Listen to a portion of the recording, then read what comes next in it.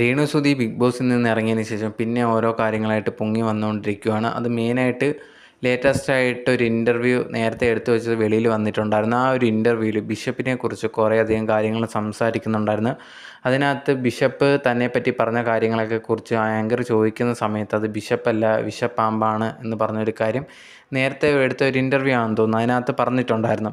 ആ ഒരു കാര്യമാണ് ഇപ്പോൾ പിന്നെയും ചർച്ചാ വിഷയമായിട്ടുള്ളത്. ബിഷപ്പ് ഈ ഒരു രേണുവിനും കുടുംബത്തിനും തൻ്റെ സ്ഥലം കൊടുത്തിട്ടുണ്ടായിരുന്നു വീട് വെക്കാനും ഒക്കെയുള്ള കാര്യത്തിന്. ഇപ്പം ഇതുപോലെ പുള്ളി എന്തെങ്കിലും പറഞ്ഞു എന്ന് പറഞ്ഞിട്ട് ഉടനെ തന്നെ ഇതേ രീതിയിൽ നന്ദിയില്ലാത്ത രീതിയിൽ സംസാരിക്കാൻ രേണുവിന് എങ്ങനെ തോന്നി?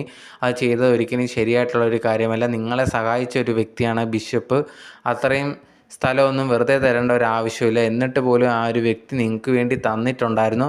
വന്ന വഴി മറക്കരുത്, അതുപോലെ തന്നെ സഹായിച്ചവരെ മറക്കരുത് എന്നുള്ളൊരു കാര്യമാണ് കുറേയധികം പേര് പറയുന്നുള്ളത്. അതുപോലെ തന്നെ ബിഷപ്പിൻ്റെ അടുത്ത് എല്ലാവരും ഇപ്പോൾ പറയുന്ന ഒരു കാര്യം, ആ ഒരു സ്വത്തിന് വേണ്ടിയുള്ള പൈസ നിങ്ങൾ ചോദിക്കണം, അങ്ങനെ ഫ്രീ ആയിട്ട് കൊടുക്കാൻ പാടില്ല ഇനി. കാരണം രേണു ഇതുപോലത്തുള്ള നിങ്ങൾക്കെതിരെ സംസാരിക്കുമ്പോഴത്തേന് നിങ്ങൾ ആ ഒരു പൈസ ചോദിച്ച് വാങ്ങണം എന്നുള്ളൊരു കാര്യമൊക്കെ പറഞ്ഞ് ബിഷപ്പിന് കമൻസൊക്കെ ഇടുന്നുണ്ടായിരുന്നു. എന്തായാലും ബിഷപ്പ് ഇതുവരെ അതിൻ്റെ കാര്യങ്ങളൊന്നും പ്രതികരിച്ചുകൊണ്ടൊന്നും വന്നിട്ടില്ല. നേരത്തെ അതിനെപ്പറ്റി പ്രതികരിച്ചിട്ടുണ്ടായിരുന്നു. രേണുവിന് വീട് കൊടുത്തത് താൻ ചെയ്ത വലിയ തെറ്റാണെന്നും തന്നെ ജീവിക്കാൻ അനുവദിക്കുന്നില്ലെന്നും കുറേയധികം പേര് തന്നെ ബുദ്ധിമുട്ടിക്കുന്നതെന്നൊക്കെ പറഞ്ഞിട്ട് വീഡിയോ ഒക്കെ ഇട്ടിട്ടുണ്ടായിരുന്നു. എന്തായാലും ഇപ്പം ആ ഒരു ഇൻ്റർവ്യൂ ലേറ്റസ്റ്റായിട്ട് അപ്ലോഡ് ചെയ്തതിന് ശേഷമാണ് പിന്നെ ഇതേ കണക്കുള്ള പ്രശ്നങ്ങളും കാര്യങ്ങളൊക്കെ വന്നേക്കുന്നത്.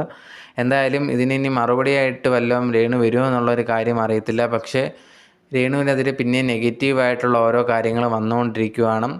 ബിഷപ്പിൻ്റെ കാര്യത്തിലാണ് മെയിനായിട്ട് ആൾക്കാർ രേണുവിനെതിരെ നെഗറ്റീവ് കമൻസ് പറയുന്നത്.